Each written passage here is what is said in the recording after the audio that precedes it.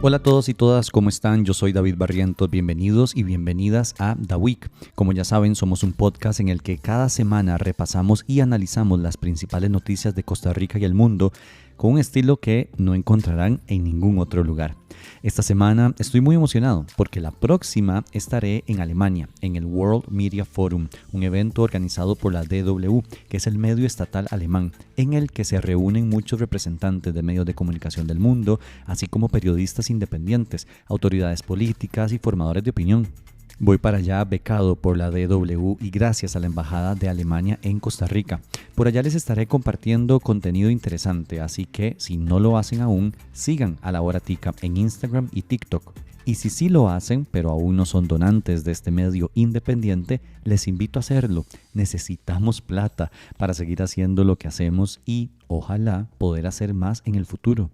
Pueden ingresar a www.patreon.com/La Hora Tica o hacernos un simpe móvil al 8607-6470. Su colaboración en serio es vital para seguir en contacto. Esta semana hablamos de una decisión del BCE contra Cristian Bulgarelli, publicista del gobierno, del deterioro sistemático de los salarios y un par de cosas más. Iniciemos.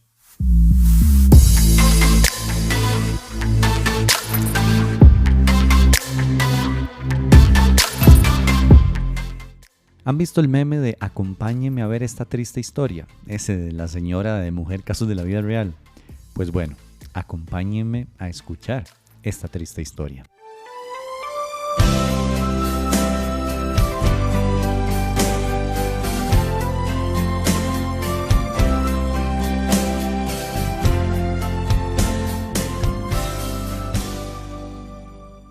Nuestra historia es entre el presidente de la República, Rodrigo Chávez, el publicista y empresario Cristian Bulgarelli y el Banco Centroamericano de Integración Económica, BCE. Todo empezó con el $1 millón de la cooperación técnica no reembolsable que el BCE ofrece a todos los gobiernos de la región al iniciar labores, pues en Casa Presidencial decidieron utilizar $300,000 de ese dinero en producción de videos para mejorar la imagen del presidente, y el contrato para esa tarea terminó el 17 de octubre de 2022 en manos de la empresa de Bulgarelli. Esa contratación nunca se informó y el gobierno tampoco habló de la misma hasta que la prensa empezó a informar. Así respondió Chávez cuando un periodista de ameliareda.com le cuestionó hace 9 meses por qué Bulgarelli ingresó a Casa Presidencial 14 veces antes de que se le adjudicara el millonario contrato ese 17 de octubre. Ay, don Alessandro, yo que le tengo tanto aprecio a usted. Vea, aquí hay gente que viene 200 veces al año, 200 días hábiles. Típico.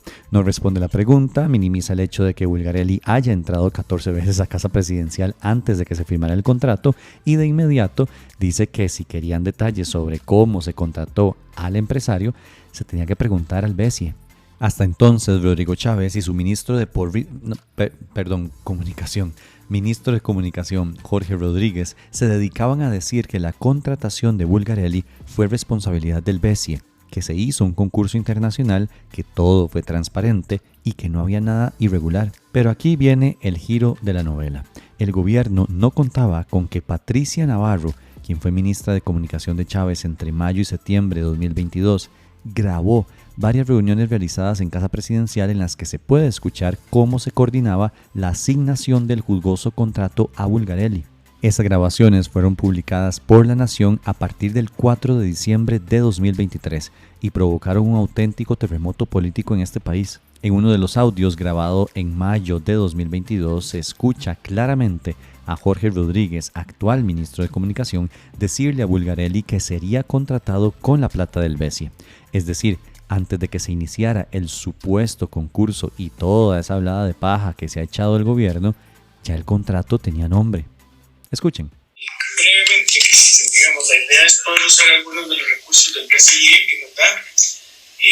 Esta cotización debe venir a nombre de Patricia para nosotros después poder decir el BCE esto es lo que nos vamos a gastar en comunicación al año. Cuando el escándalo estalló y con semejantes pruebas en su contra, Rodríguez salió a decir que no había nada irregular, que Patricia Navarro grabó las reuniones sin pedir permiso, que eso era un delito y que la demandarían, bla, bla, bla. Y que de paso demandarían también a La Nación. El gobierno no tuvo nada que ver con la licitación del contrato ni con la escogencia del contratante. El BCE hizo pública la licitación en su página oficial el día 25 de agosto del 2022 y lo publicó en sus redes sociales el 26 de agosto para que pudiera participar cualquier persona, cualquier empresa de comunicación de la región centroamericana. Pero adivinen, solo Bulgarelli participó en el supuesto concurso. Y pues claro, él mismo reconoció desde octubre de 2023 que redactó los términos de referencia del cartel de licitación. Más a la medida imposible. En medio de la presión, el gobierno solicitó al BCE que se hiciera público el expediente de la contratación, lo cual permitió verificar que solo Bulgarelli participó y que no hubo estudios técnicos previos para establecer el monto de la contratación, entre otros aspectos. Además, en marzo de 2023, el gobierno aumentó el contrato en $105,000 a espaldas de la opinión pública. También, en medio de la presión política y mediática, el banco decidió abrir una investigación interna para determinar quién o quiénes eran los responsables de semejante barbaridad. Y ahora sí, el lunes pasado, el BCE anunció que, producto de esa pesquisa, decidió vetar a Bulgarelli y a su empresa por 7 años. No podrá contratar con el banco en ninguno de los países en los que opera, ni podrá ser contratado por entidades públicas o privadas que ejecuten financiamiento otorgado por esa entidad. Según el BCE, Bulgarelli incurrió en prácticas prohibidas de fraude y colusión para obtener el acuerdo por un total de $405,000. Entonces, ¿qué era lo que decía el ministro de Comunicación? ¿No era que no había nada irregular? Si no había nada irregular, ¿por qué el BCE vetó a Bulgarelli? ¿Qué dijo el empresario luego de que se conociera la sanción en su contra? Nadie le cree al BCE. Han demostrado querer tapar el sol con un dedo protegiendo a funcionarios públicos y a funcionarios del propio banco a costa de hundir mi nombre y el de mi empresa. Bulgarelli no dice nombres, pero todos sabemos que se refiere a Jorge Rodríguez y al mismo presidente de la República. Y, por si eso fuera poco, amenazó con ir a la Fiscalía General a mostrar unos audios comprometedores que, según él, tiene guardados. Esto que digo lo voy a demostrar en la Fiscalía General de la República con un audio en donde una diputada oficialista y un alto funcionario de Casa Presidencial me piden alinear con un alto funcionario del BCE el tema del contrato de mi empresa. ¿Cómo creerle a gente que miente compulsivamente entregando un mamarracho de resolución en donde no se prueba nada en mi contra y se evita mencionar el único hecho probado en su investigación por el bufete BLP, que es que nunca hubo ningún contacto mío con ningún funcionario del BCE? Estamos analizando seriamente demandar al BCE por el daño tan terrible que siguen haciendo a mi nombre, al de mi familia y al de mi empresa.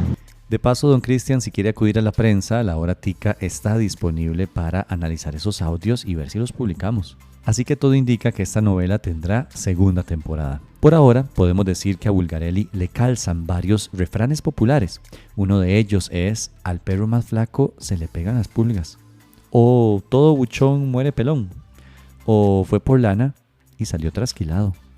También tenemos a un BCE que decide cortar el hilo por lo más delgado. Juepucha, hoy estoy puro Rodolfo Pisa con esos dichos. ¿Qué se habrá hecho ese señor y su marca de enjuague bucal que no diremos porque no pauta?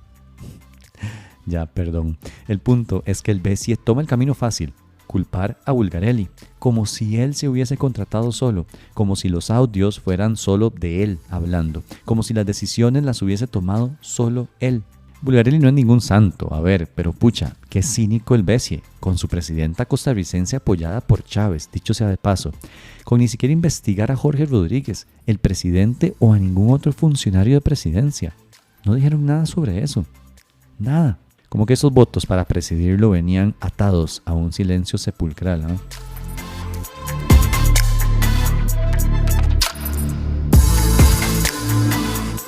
Estoy seguro que casi todos hemos bromeado con amigos y familiares diciendo que recibimos un aumento en el trabajo, pero no un aumento de salario, sino de funciones. De esa forma maquillamos la triste realidad que enfrentan miles de personas en el país. Cada día sus jefes les endosan más responsabilidades, les exigen más productividad, pero no les ofrecen mejoras salariales o de otras condiciones. Precisamente el pasado 11 de junio el semanario Universidad publicó un reportaje relacionado con este tema. De acuerdo con un informe elaborado por el Programa de Naciones Unidas para el Desarrollo, el PNUD, y la Academia Centroamericana, los trabajadores costarricenses alcanzaron niveles de productividad históricos en 2022. Pero existe aún una brecha entre la productividad laboral y el salario. Por ejemplo, según el PNUD, en el análisis hecho para el periodo 2005-2008, de 20 actividades económicas estudiadas, en 8 las remuneraciones no correspondían adecuadamente a la productividad de las personas, mientras que en el informe del periodo 2019-2022, de 20 de las actividades económicas revisadas, en 19 las remuneraciones no correspondían adecuadamente a la productividad de las personas empleadas. En otras palabras, el crecimiento de la productividad no se transforma a su vez y de manera paralela en un crecimiento mayor de los salarios reales, lo que implica que las ganancias del crecimiento económico no se transmiten necesariamente en mayores ingresos laborales para los trabajadores. Señala el informe. Basta ver los ajustes de salario que se hacen en el sector privado para darse cuenta de esa realidad y, de paso, sentarse a llorar. Por ejemplo, en octubre del año pasado, el Consejo Nacional de Salarios aprobó un aumento del 1,83% para los salarios mínimos. Eso quiere decir que si una persona tiene un puesto en el que recibe esa remuneración mínima, ganaría 1.830 colones más por cada 100.000 colones de salario, tomando en cuenta el costo de la vida, el transporte, la alimentación, la educación, los servicios públicos y otros rubros, pues ese ajuste es insignificante. En esa ocasión, los trabajadores propusieron un aumento del 4,8% y los empresarios, escuchen bien, entre 0 y 0,36%. Al final, el Consejo Nacional de Salarios definió ese 1,83%. ¿Por qué sucede eso? Los investigadores mencionan varias causas. La primera es la pretensión de acumulación de ganancias por parte de las empresas.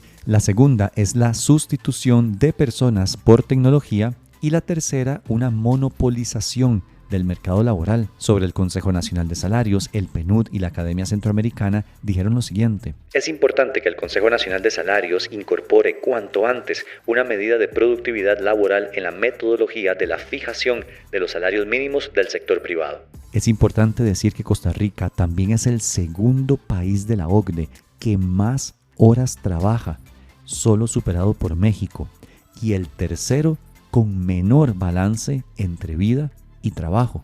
Encima, en la actualidad, el gobierno y un grupo de empresarios empuja la aprobación de jornadas de 12 horas al día, trabajando 4 días y teniendo 3 libres, con todas las implicaciones que eso tiene sobre la remuneración de horas extra y la calidad de vida de las personas.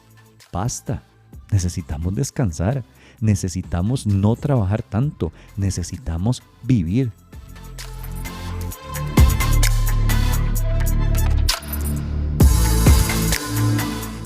Esta semana fuimos testigos de cómo le torcieron el brazo a Pablo Heriberto Abarca, el ganadero turrialbeño y exdiputado del PUSC que fue seleccionado por Rodrigo Chávez para ser embajador en México. ¿Le suena ese tipo de nombramientos familiar a los favores políticos que tanto criticaba Rodrigo Chávez y Pilar Cisneros en campaña electoral? Pues sí, terminaron haciendo lo mismo. El 30 de mayo anterior, Abarca fue convocado de forma virtual por una comisión legislativa para preguntarle por qué contactó al dueño de Repretel en México con el presidente Chávez con la intención de que no se le extendiera un contrato de servicios profesionales a la diputada del PUSC, Vanessa Castro, quien ha sido una de las legisladoras más críticas del Poder Ejecutivo.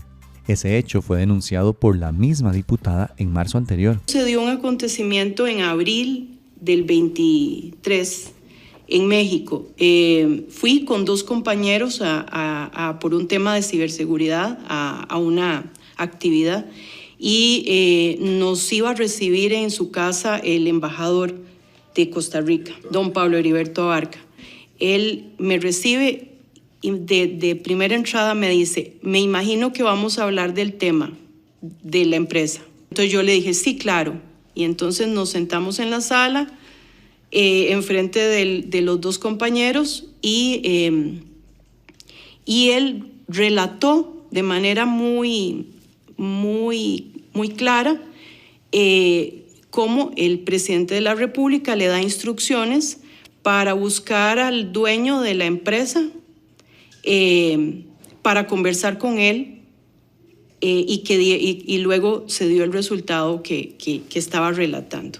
Entonces, yo le digo a don Pablo Heriberto, a ver, pero eso no se hace porque con el trabajo de la gente no se debe jugar. Pablo, y usted ha sido mi compañero de partido. Entonces él me dice, mira, disculpa, yo debí avisarte. Como dijimos, el 30 de mayo anterior, Abarca fue convocado por la comisión de forma virtual, pero se abstuvo de responder las preguntas de los legisladores. Alegó que existe una investigación judicial por el presunto delito de abuso de autoridad y por lo tanto no puede responder. Abarca, que cuando era diputado criticaba fuertemente a quien se abstenía de responder, hoy echó mano de ese recurso para no explicar por qué contactó al mandatario con un importante empresario para que se cesara un contrato privado de una diputada opositora. Frente a esa decisión, la comisión decidió convocar a Abarca de forma presencial. En principio, el embajador se resistió, pero al final no le quedó otra opción más que tomar un avión para venir a comparecer el jueves pasado. Ante las preguntas, Abarca se mantuvo, inserte su calificativo de preferencia, pero no respondió. ¿Qué razones le dio Rodrigo Chávez a usted para ordenar esa intervención de un contrato privado que tenía el bufete de la señora Castro? Señor diputado, como le he reiterado, esto está contenido en un expediente judicial y por lo tanto no me voy a referir. ¿Dónde fueron esas reuniones? Le insisto, señora diputada, está en un expediente judicial, no es el espacio para ¿Utilizó el vehículo de la embajada usted para trasladarse a esas reuniones? No me voy a referir. No obstante, frente a otras consultas tuvo que responder, porque no tiene la excusa de que es investigado en el Ministerio Público. Una de las preguntas que sí contestó a regañadientes es que sí conoce a los representantes de la cuestionada empresa constructora Tradeco. ¿Se acuerdan que yo les conté hace poquito sobre todo este tema? Esa compañía, que fue suspendida en México durante 30 meses por irregularidades en la ejecución de obra pública y que en Costa Rica está involucrada en una polémica por reuniones en Casa Presidencial con el presidente Chávez y el exministro de Obras Públicas y Transportes, Luis Amador, con la intención de dejarse el contrato de ampliación de la vía Barranca Limonal. ¿Conoce usted a los representantes de la empresa Tradeco, don Pablo Heriberto? Doña Cata, yo quiero explicarle, antes de contestarle, cuál es lo que aplica para esta empresa que dice usted y cualquier otra empresa, el tratamiento don Pablo, que hace la... Haciendo, es que conozco muchas empresas, más de 50. Don Pablo, ¿conoce a los representantes de la empresa o el grupo Tradeco, don Pablo Heriberto? He asistido a muchas reuniones en las que están grupos empresariales. No, a ver, le estoy preguntando por el grupo Tradeco. ¿Los conoce? He asistido a reuniones en las que ha estado esa empresa y otras empresas. Entonces sí los conoce. Sí, así es. ¿Sabe quiénes son? Sí. ¿Sabe qué hace la empresa? ¿Han estado estos representantes en la Embajada de Costa Rica? No. Nunca. ¿Por qué cuando yo le envío a usted un oficio con fecha del 30 de mayo solicitando el registro de todas las visitas recibidas durante los 2 últimos años en la embajada, usted no me contesta? Lo vamos a contestar en tiempo y forma, señora diputada. No, pues se lo pasé el 30 de mayo. Sí, señora, se venció hoy. Yo nada más quiero para que consten actas, porque la diputada anterior, doña Katia, le consultó a usted si conocía a los representantes de la empresa Tradeco. Usted respondió pero en voz muy baja y es importante que consten actas. ¿Sí los conoce, señor embajador? Sí los conozco. Ok. En la actualidad, la Fiscalía General investiga a Chávez, a Amador y al sustituto de este en el MOPT, Mauricio Batalla, por el presunto delito de tráfico de influencias para que la empresa H. Solís cediera el contrato de ampliación de la carretera a Tradeco. Posterior a la comparecencia, Abarca respondió ante preguntas de periodistas que no precisa si conoce específicamente al representante de Tradeco que estuvo con Chávez y Amador en reuniones para dejarse la obra. Como que padece de amnesia el señor, ¿eh? Queda la duda si Abarca es embajador de Costa Rica en México o el mandadero de Chávez en ese país. Para cerrar con broche de oro, la Comisión Legislativa decidió, de forma sorpresiva, pedir al gobierno de México que certifique los registros de entradas y salidas de la Embajada de Costa Rica en ese país. También pidió que se certifique el registro de entradas y salidas de la casa donde vive el embajador, la cual es propiedad del Estado costarricense. Eso se ordenó porque Abarca ha puesto todo tipo de peros y trabas para dar esa información. Por último, la comisión convocó a Abarca a otra comparecencia para el próximo martes a las 9 de la mañana. Veremos si el ganadero y embajador se presenta.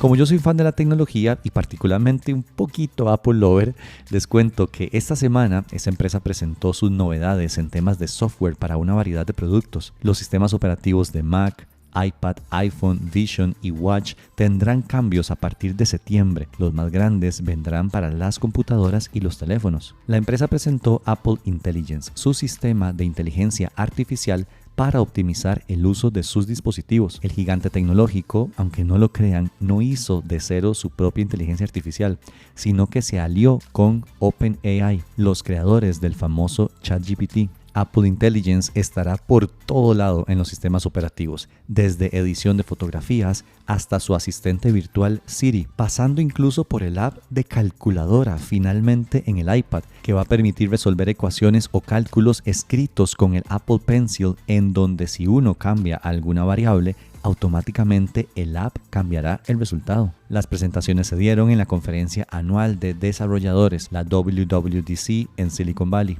Otras funciones que se obtendrán con el Apple Intelligence son resúmenes de artículos en sitios web o en correos electrónicos. Además, con el nuevo sistema operativo se podrá controlar el iPhone desde una computadora Mac. Todas sus aplicaciones y todo lo que tenga en el teléfono se podrá controlar sin necesidad de tocar el dispositivo. Obviamente, el tema de la inteligencia artificial trae consigo una conversación sobre la privacidad de los datos, especialmente con la alianza de Apple y OpenAI. La empresa de la manzana dijo que se preocupan por esto y que crearon toda una nueva tecnología para mantener la privacidad de las personas. De esta forma, si uno le pide algo a Siri y ella cree que ChatGPT tendría una mejor respuesta, le pide permiso a uno para compartir la información. Si uno dice que sí, entonces hace la consulta en el chat virtual y le entrega a uno la respuesta ahí mismo. Elon Musk, dueño de Twitter, porque me niego a decirle X, y uno de los fundadores de OpenAI, hizo berrinche y amenazó con prohibir el uso de dispositivos de Apple en su compañía. Esto de la AI recién empieza y ya va volando, honestamente. ¿Les gustaría que hiciéramos alguna entrevista de fondo con alguna persona experta en el tema? Cuéntenme en redes sociales.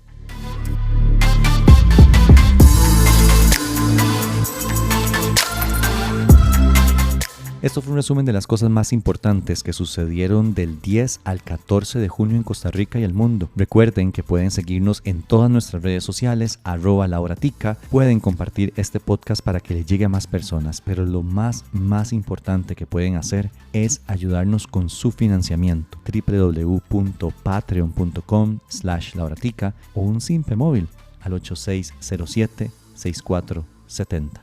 Chao.